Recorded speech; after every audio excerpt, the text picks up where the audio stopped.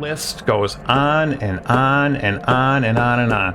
Got all triggered. I'm gonna have to review that one. And I do feel productive to the world in the way that, I raise my kids and I'm preparing these humans for the future, and how I do that will impact how they impact the world and all those things. But that's just kind of like being a parent, There's also what personal, impact do we have on the world. I don't want to go full-blown ISTP and be okay with, because I very easily could. And any ISTP watching knows that we very easily could just go rogue on the world and not do anything at all and pretty much be fine with it. And then, if you do disconnect, is that civically responsible, right? I've always been of the opinion that having an idea and an understanding of what's going on in your community, it's our civic duty. It's our civic duty to be informed, to inform ourselves. How you inform yourself is a whole nother story, and that's a whole other rabbit hole. I was doing a lot of thinking about normal lately. You end up with conversations with people. Phrases like, I don't feel normal, or just that idea. The idea of not feeling normal, not being in a normal situation.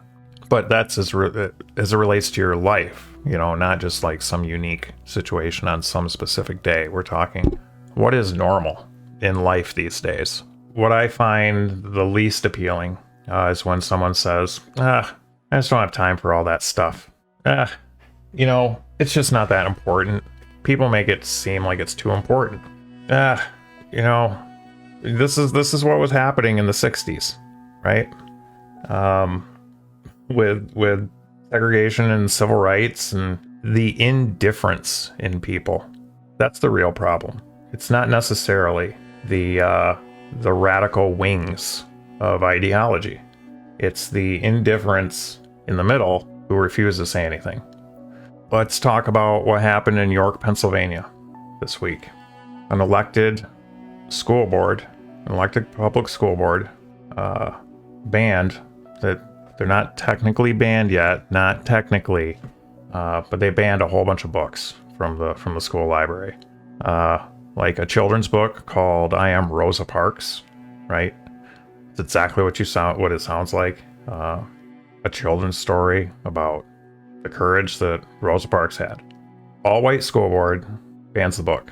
They're also the same people who are screaming about their free speech being censored by private companies. So here we have a white arm of the state censoring educational material, while at the same time frying their little faces off about Facebook throwing them in Facebook jail. This isn't normal. The amount of projection that goes on with that kind of stuff, it's completely out of hand. Everything that everybody's screaming about right now is what they actually do. Everybody are the most unadulterated hypocrites. Like the school board people, right? Literally an arm of the state censoring, but cries when Facebook does it. Censoring children's books. Right? We can, if you want, I'm sure we can find it. We could go right there. We could go online right now. But we have our fucking common sense, right? The Rosa Parks children's book. Yeah, if we want to look at that list too, feel free to look it up. All of the materials that were banned were materials about people of color. So it's not just ironic, and it's not just a coincidence. It's literally run amok. I don't want to say mental illness because that's wrong, but run amok critical thinking problems have infected us like COVID. I've always been a very big fan of the concept of police your own. We as humans were bound to tribe up. In some way, shape, or form, we're going to tribe up in these ways. And when that's happening, because it's fucking inevitable, you got to police your own, right? We said the same thing to the Muslim community, in the late 90s and the early 2000s. And hey, we need your help, people. All right? We can't, when I say we, I mean as the state who are constitutionally obliged to defend this country, can't infiltrate terrorist, situations. And we all know that not all of that religion is terrorist. It's 99% good people. How can 99% not police the one? We're having the same problems now with Christianity. The Texas anti-abortion stuff that's going on. Texas has essentially outlawed abortion at this point. Republicans are just, I don't want Republicans to go away. I want the rational ones to stay because they are imperative. I know I'm always banging on the Republicans around here, but it's because half of them are fucking lunatics and the other half won't tell the fucking lunatics that they're fucking lunatics, because when I tell the lunatics they're lunatics, it doesn't get anywhere. But when your brother tells you you're a lunatic, why are families crumbling? All these fucking families they're talking about that have been crumbling over the last 4 or 5 years. How many fucking families crumbled when Obama was elected? How many fucking families crumbled when Clinton was elected? How many families crumbled when Bush was elected? But now we have Trumpism and fucking families are crumbling. How do you guys not see this shit? How do you not see toxicity in politics is a thing and it's going to be there here and there, but it's way beyond the pale now. Last night on live television in front of a live audience, Donald Trump called Joe Biden a son of a bitch. That's where we've got. That's where he's put us. Our leaders, let's face it, it's only one, and the cronies around him are literally insulting the mothers of their opponents. I got nothing. I got nothing for that other than if you entertain that kind of rhetoric, fuck off, man, or girl, whoever's watching. If you entertain the idea of attacking Joe Biden's mother, I don't even know if she's dead or alive. It doesn't matter. We've turned our system of governance into a fucking circus. It's a ridiculous, stupid circus. And yeah, sure. Before it was a ridiculous, stupid circus, it was a good old boy club, and now it's all the things. It's all the things it's always been, but it wasn't like this. Okay? We weren't attacking mothers.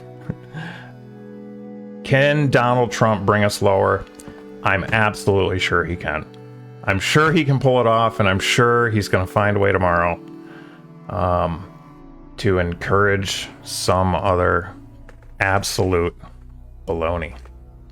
Police your own, people. Police your own. Okay? If you have a relative who's a fucking nutter, start talking to them. Right? And don't just be like, hey, I know you're going to believe what you believe, but no, that's not going to fucking work. People are entitled to their beliefs, but we're also entitled to tell them that we don't believe they're valid. I suspect the vast majority of the people that watch me are white. When you hear a racist joke, what do you do? What do you do when you hear one of your family members who you've never spoken up to, or one of your friends who you've never spoken up to? What do you do when they tell a racist joke? You do nothing? Do you laugh, because you don't want to be left out? Well, I got an idea for you. Next time that happens, ask them. I don't get it. Can you explain the joke? Say it again. Okay? I don't get it. And that forces them to actually explain the fucking racism of the backbone of the fucking joke. Right? I don't get it. That fucking simple. Okay? Now, that might not change their mind. That might not stop them from being an idiot. Stop them from being an idiot around you. Maybe the other people that they had to quasi-confess their short-sightedness to. Police your own. That's what's got to happen. All right? I've been leading into the Federalist Papers, especially Madison's on factions. Our founding fathers read Plato, and they knew the Greek discussions warned us after democracy comes populism and mob rule. Yeah. That's the weird thing.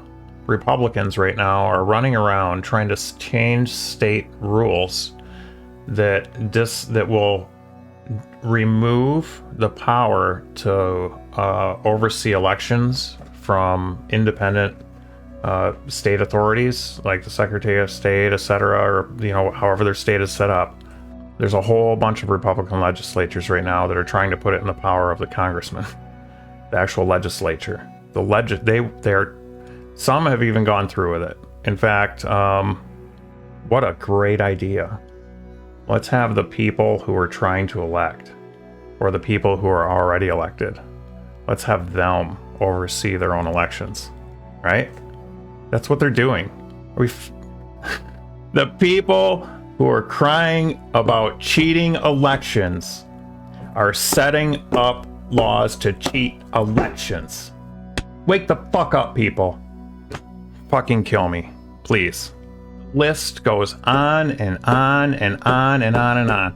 I should sit down for 2 hours. I bet I could write a whole goddamn notepad of this shit. It's that bad now. It's that fucking bad. Oh, well, that might be as upset if you guys have ever seen me. I don't know. I'll let you be the judge. This is Biden. Died in 2010 at the age of 92. Donald Trump, I tell you what, I hate hyperbole. Even more so, I hate being the one to use it. Donald Trump, when it's all said and done, is going to be objectively regarded as the worst American citizen in the history of our country. Forget Benedict Arnold. Forget the Rosenbergs. Everything that has come out of this situation, it's like unreality. Some people don't believe the New York Times, but the New York Times had one of the greatest articles ever written, one of the greatest investigative pieces ever done. I believe it was in 2019. They proved through countless different tax documents that Donald Trump is essentially the worst businessman in the history of our country. He's claimed more business losses, still functioning, than any American, than any tax-paying American in history. You fucking dumb idiots were conned because you're fucking dumb idiots. All right, I'm sorry. I can't filter myself when it comes to this issue. Some of you need to just find somebody you trust and listen to them for a while. We need a real Republican Party. If you think I'm nuts, all you got to do is look to the real left. All right? I'm trying to keep this shit together. I'm trying to not let you all fuck it up so that all those idiots on the other side do what they want to do.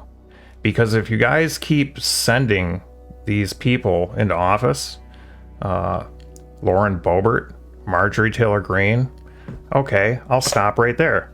We haven't talked about Lauren Boebert as much as we've talked about Marjorie Taylor Greene.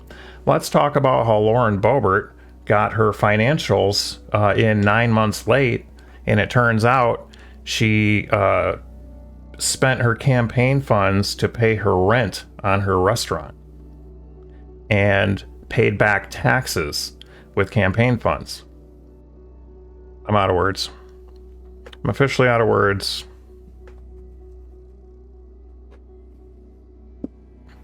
Yeah. I'm a little bit worried. I'm a little bit worried about what's been going on with our country. I'm a little bit worried that Republican legislatures are going to start vetting their own elections. We're going to have judges judging their own trials. Shit like that. We really need to start paying attention, people, or we're gonna throw it all away. Thanks for hanging with me this time. I'll see you on the flip side.